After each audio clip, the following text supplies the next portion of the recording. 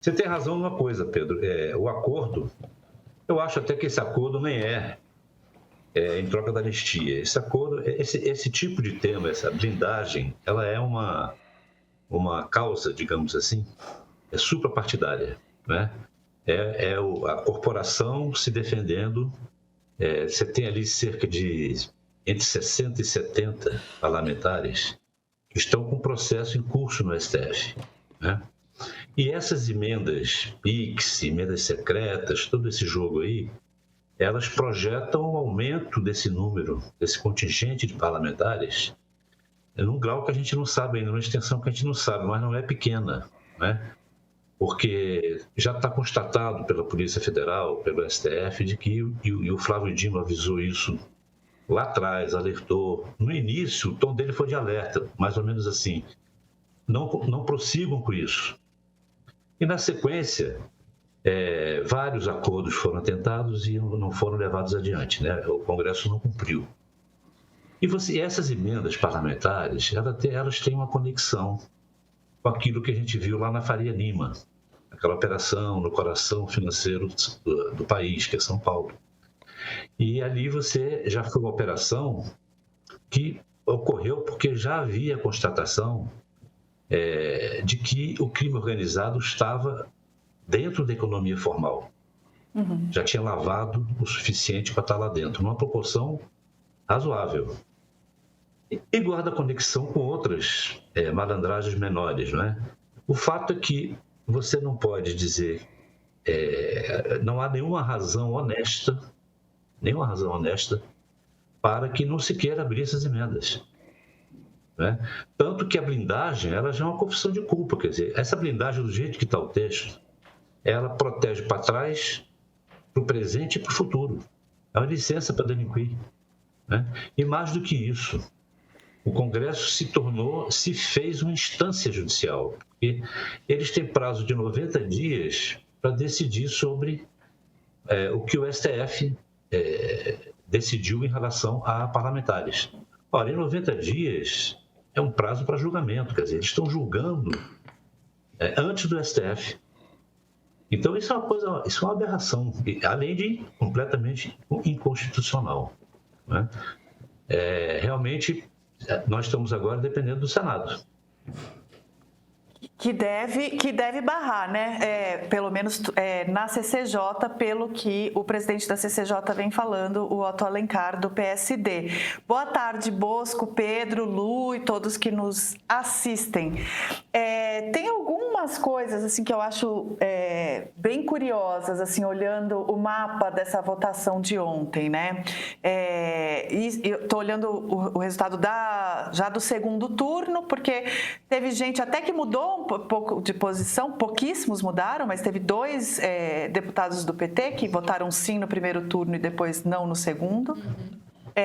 Mas estou olhando aqui o mapa da votação no segundo turno e tem 2 ou 3 coisas que me chamaram muita atenção. A primeira é que, assim, quem votou em grande número a favor da PEC da blindagem é o Centrão, e são os partidos do Centrão e da direita. Esses foram praticamente integralmente. Então, o PL foi com 82 votos a favor e nenhum contra. O Republicanos, 43 votos a favor, nenhum contra.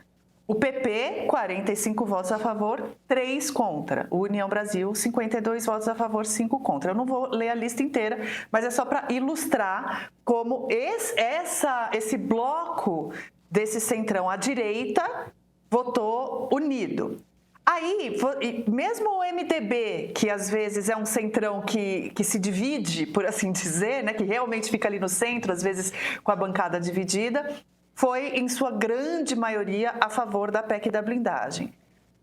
Já o PSD, do Kassab, ficou bem mais dividido. Então, embora a maioria tenha ido a favor, foram 24, 18 foram contrários, o que não é desprezível.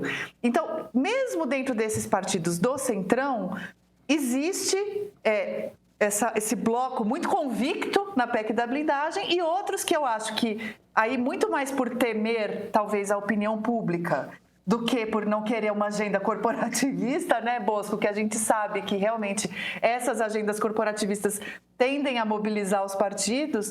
Eu acho que pelo clamor contrário da opinião pública, alguns sentiram e se retraíram.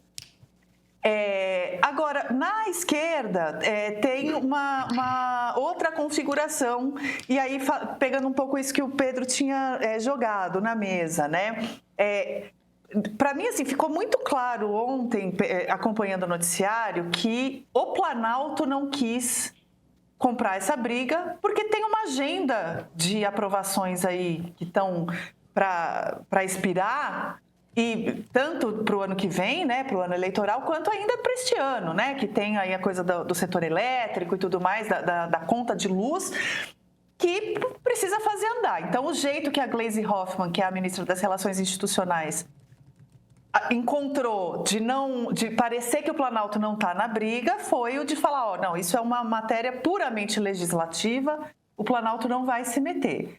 O PT, por outro lado, então o partido que está lá dentro da Câmara, orientou voto contrário à PEC. E ainda foi obedecido por 50 parlamentares de sua bancada. Outros 10 foram dissidentes e votaram a favor da PEC. Então, teve este movimento que agora o Centrão já está olhando para isso e falando, mas olha aí, então o PT foi contra a nossa agenda, então agora nós vamos retaliar com a votação da anistia. E fica nesse jogo eterno, né, Bosco, que a gente conhece bem como é que é. Mas dos partidos da esquerda, o que me chamou mais atenção foi o PSB. O PSB teve mais votos a favor da PEC do que contra.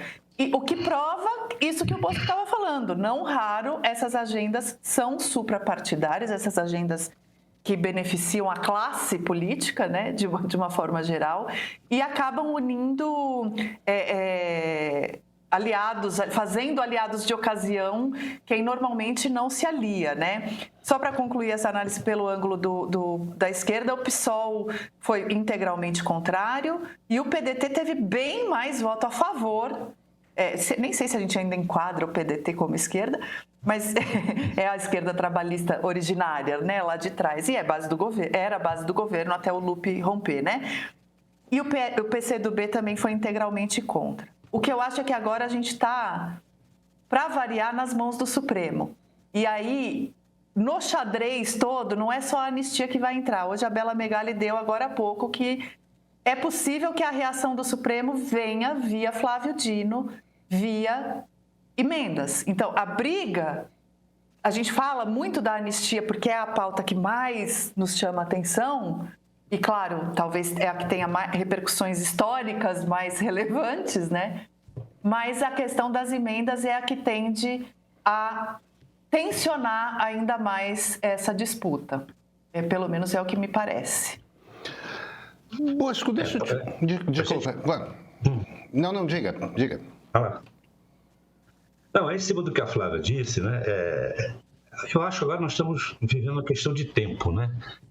Porque o que nós estamos vendo aqui, na prática, é o seguinte: o Centrão está cuidando da sua própria anistia antes de debater a próxima anistia, que é dos bolsonaristas. Primeiro a minha, né? Que é essa PEC da blindagem. Agora, é uma questão de tempo, porque você veja, vamos imaginar aqui uma coisa que não é absolutamente descartável, né?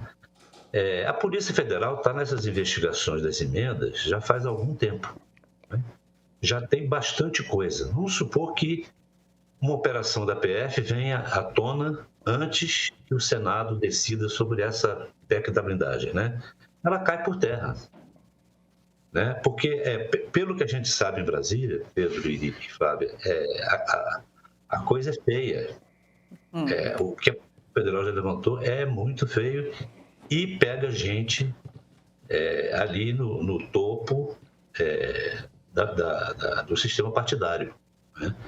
Não é à toa que eles estão blindando também os presidentes de partidos, que não têm mandato, né? Então, essa PEC, ela é, ao mesmo tempo que ela protege os parlamentares, do ponto de vista jurídico, ela é uma confissão de culpa. Porque eles sabem que não são só os 60 ou 70 que estão com o processo já. É uma outra leva que vem. Agora você imagina a extensão disso. Isso vai para estados, municípios, passa pela Codevasf. Vocês se lembram que lá no começo do mandato do Lula, essa turma aí do Centrão, da direita, toda na Codevasf ali, a Codevasf era um canal seguro para fazer essas coisas. Então, eu acho que antes que o Senado decida, nós podemos ter surpresas aí. Esse é um ponto, né? O outro é que essa próxima PEC, quer dizer, essa anistia que está querendo ser dada, o STF, ao final do julgamento, dessa etapa do julgamento aí, ele vocalizou que a anistia, nesse caso, é inconstitucional, porque trata-se de pessoas condenadas por atentar contra a democracia. E no texto constitucional isso é absolutamente, não é anistiável, né? Então, se o Congresso sabe disso e apresenta essa PEC agora e aprova em 2 turnos a Câmara, você já tem um conflito com o STF. Ele agora só vai ganhar uma forma vai ser materializado, porque vai sair a decisão da Câmara, né? E o STF vai ser obrigado a dizer que aquilo é inconstitucional. Você já tem um conflito aí.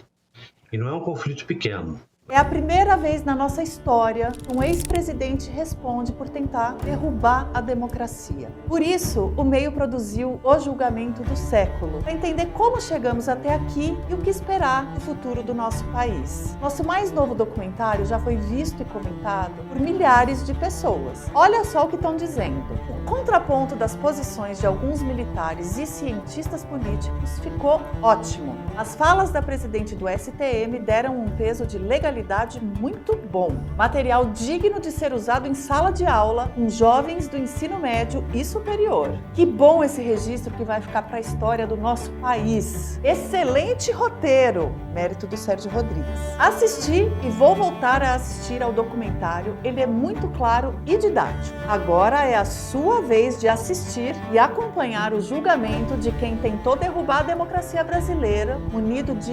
informações. Não caia em nenhum jogo de cena. Assine o Meio Premium e assista ao julgamento do século.